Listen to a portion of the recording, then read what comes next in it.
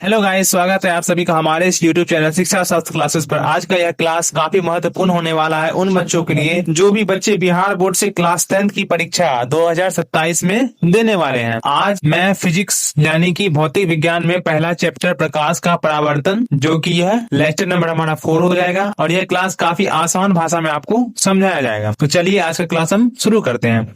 तो hello guys, स्वागत है आप सभी का हमारे इस यूट्यूब चैनल शिक्षा शास्त्र क्लासेस पर। मेरा नाम है साहिल गुप्ता। मैं आज आपको फिजिक्स यानी कि भौतिक विज्ञान पढ़ाने वाला हूँ। ये क्लास काफी छोटा होगा क्योंकि मैंने लगभग 3 लेक्चर्स पीछे थ्योरी के ले लिए हैं और आज ये लेक्चर थ्योरी का लास्ट होने वाला है। कल आपको इससे रिलेटेड महत्वपूर्ण ऑब्जेक्टिव टाइप क्वेश्चन देखने को मिल जाएंगे। तो चलिए अब हम अपने क्लास की ओर बढ़ते हैं। आज का हमारा मोटिवेशनल लाइन है, अपने आप पर भरोसा रखो, आप वो हासिल कर पाओगे जो आप कभी सपना देखे हो। तो आप अपने सपनों की ओर सपना को देखिए और सपनों को पूरा करने के लिए जी जान लगा दीजिए और हम आपके साथ। तो चलिए अब हम अपने लेक्चर की ओर बढ़ते हैं, टॉपिक की ओर बढ़ते हैं। तो देखिए, प्रकाश का परावर्तन में ये आपका पार्ट नंबर 4 है, जिसमें मैंने आपको पिछले लेक्चर में अवतल दर्पण उत्तल दर्पण के बारे में बताया क्या होता है, उससे मतलब वस्तु का प्रतिबिंब कहाँ कहाँ पे बनता है, इसके बारे में मैंने आपको बताया था। ये लास्ट पार्ट हो जाता है, इसमें आपको दर्पण सूत्र यानी कि मिरर फॉर्मूला देखने को मिल जाएगा। तो देखिए दर्पण सूत्र क्या है। तो देखिए दर्पण सूत्र क्या होता है। गोलीय दर्पण के लिए दर्पण सूत्र 1/f बराबर 1/v प्लस 1/u, जहाँ देखिए f यानी कि फोकस होता है और u भी आपका प्रतिबिंब की दूरी होता है और u आपका वस्तु की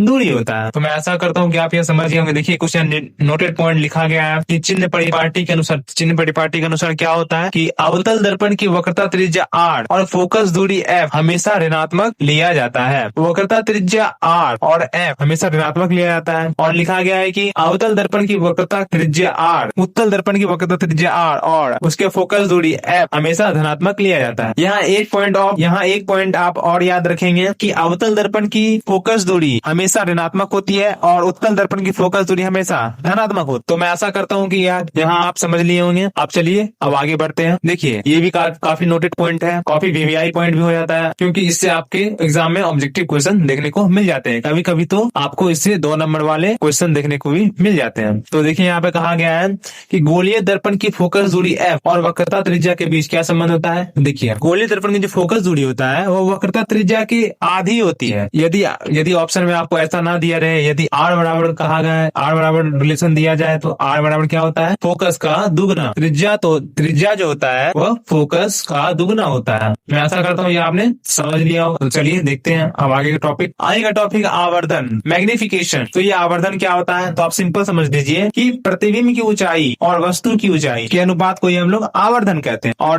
देखिए यहाँ पे लिखा भी गया है प्रतिबिंब की ऊंचाई और वस्तु की ऊंचाई के अनुपात को आवर्धन कहते हैं और इसको छोटी m से सूचित किया जाता है यानी कि स्मॉल m से सूचित किया जाता है। देखिए यहाँ पे लिखा भी गया है सूत्र। ये आपसे 2 नंबर वाले यानी कि शॉर्ट क्वेश्चन में पूछे जा सकते हैं। देखिए आवर्धन का सूत्र क्या लिखा गया है कि प्रतिबिंब की ऊंचाई बटे वस्तु की ऊंचाई, वही आवर्धन कहते हैं। यहाँ देखिए m से सूचित करते हैं। प्रतिबिंब की ऊंचाई क्या हो जाता है h डैश और वस्तु की ऊंचाई क्या हो जाता है h। देखिए यहाँ पे h डैश होगा। देखिए प्रतिबिंब की ऊंचाई को हम लोग यहाँ पे किससे डिनोट किए थे, v से। देखिए मैंने आपको यहाँ बताया था प्रतिबिंब की ऊंचाई बोले चाहे प्रतिबिंब की दूरी बोले से v से हम सूचित करते हैं और वस्तु की ऊंचाई या वस्तु की दूरी को u से। तो देखिए तो क्या हम प्रतिबिंब की ऊंचाई को v लिख सकते हैं, तो आप बोले बिल्कुल लिख सकते हैं। और वस्तु की ऊंचाई को हम लोग u लिख सकते हैं, तो बिल्कुल लिख सकते हैं। तो ये भी हमारा एक फॉर्मूला निकल जाता है कि h डैश बटे h is equal to v बटे u। यदि आपसे प्रतिबिंब की ऊंचाई और वस्तु की ऊंचाई दिया रहे और वस्तु की दूरी भी दिया रहे और आपसे प्रतिबिंब पूछा जाए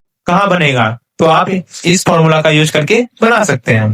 ठीक, तो मैं आशा करता हूँ कि आपको यह समझ में आया होगा। तो चलिए आगे कहा गया है कि वस्तु की ऊंचाई हमेशा धनात्मक होती है या धनात्मक लिया जाता है। वस्तु की ऊंचाई हमेशा धनात्मक लिया जाता है और प्रतिबिंब की ऊंचाई धनात्मक हो तो वह आभासी होगा और प्रतिबिंब की ऊंचाई यदि ऋणात्मक होती है यानी कि माइनस में होती है तो हमेशा वास्तविक होता है। देखिए आप कुछ न्यूमेरिकल, मैं आशा करता हूँ कि यहाँ तक आपको सभी पॉइंट समझ में आ गया होगा। तो लगभग आपका चैप्टर समाप्त हो गया है। इससे बाहर आपके परीक्षा में कोई भी प्रश्न नहीं छूटेगा क्योंकि मैं आपको आपको सारे टॉपिक्स क्लियर करा दिया हूँ। यदि आपने पिछले लेक्चर्स को नहीं देखा है तो आप अवश्य रूप से पिछले लेक्चर को देख लीजिए, क्योंकि वो काफी महत्वपूर्ण है और पूरे यूट्यूब पर बिल्कुल फ्री में आपको पढ़ाया जाता है शिक्षा शास्त्र क्लासेस के माध्यम से, और बेस्ट कंटेंट भी आपको देखने को मिल जाएगा सिंपल लैंग्वेज में। तो चलिए अब हम न्यूमेरिकल की ओर बढ़ते हैं। न्यूमेरिकल आपको देखिए, मैं आपको कल न्यूमेरिकल और भी करवा दूंगा।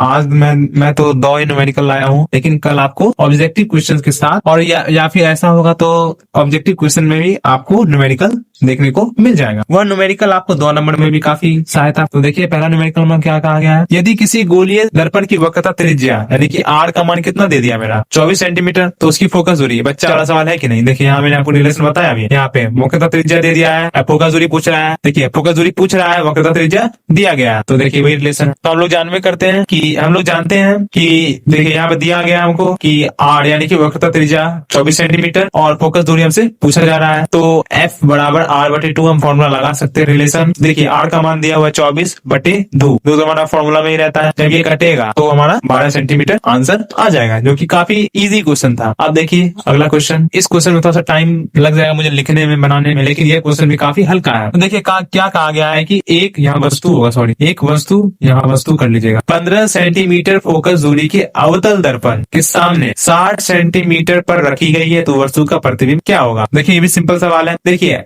हमको दिया गया है फोकस दूरी यानी कि एफ बराबर हमको दिया गया है 15 सेंटीमीटर और वस्तु यानी कि यू दिया गया है हमको 60 सेंटीमीटर। अब मैंने आपको बताया है कि अवतल दर्पण में फोकस और वस्तु दूरी को हमेशा ऋणात्मक में लिया जाता है, तो देखिए ये दोनों ऋणात्मक हो जाएगा, और उत्तल दर्पण में ये दोनों प्लस होता है, पॉजिटिव में होता है। तो हम लोग जानते हैं कि 1/f is equal to 1/v plus 1/u, तो 1/f बराबर 1/v प्लस 1/u। तो देखिए यहाँ पे हम रख सकते हैं, ये हो जाएगा यदि आप इसे और शॉर्ट कर सकते हैं, पहले सेपरेट कर लीजिए। आपसे पूछा है 1/v मतलब v का मान क्या होगा। देखिए यहाँ पे कहा गया है कि प्रतिबिंब की दूरी क्या होगी, तो पहले हम 1/v बराबर ही लिख लेते हैं।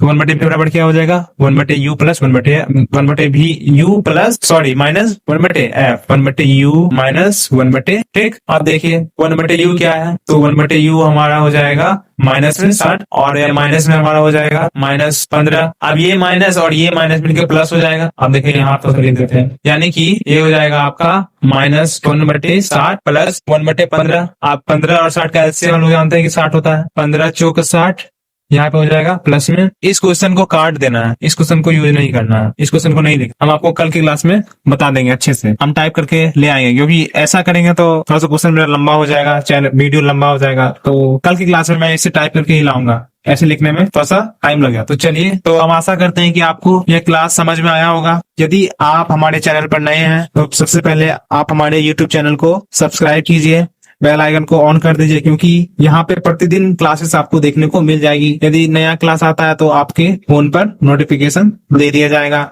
और आप हमारे टेलीग्राम चैनल पर भी जुड़ जाइए, वहां पर आपको इसके पीडीएफ नोट्स मिल जाएंगे। व्हाट्सएप चैनल के माध्यम से आपको नोटिफिकेशन मिल जाएगा। इंस्टाग्राम चैनल को भी ज्वाइन कर सकते हैं। इन सभी का लिंक मैंने डिस्क्रिप्शन बॉक्स में दे दिया है। तो प्लीज वीडियो को लाइक कीजिए, चैनल को सब्सक्राइब कीजिए, शेयर कीजिए। धन्यवाद, थैंक यू, जय हिंद।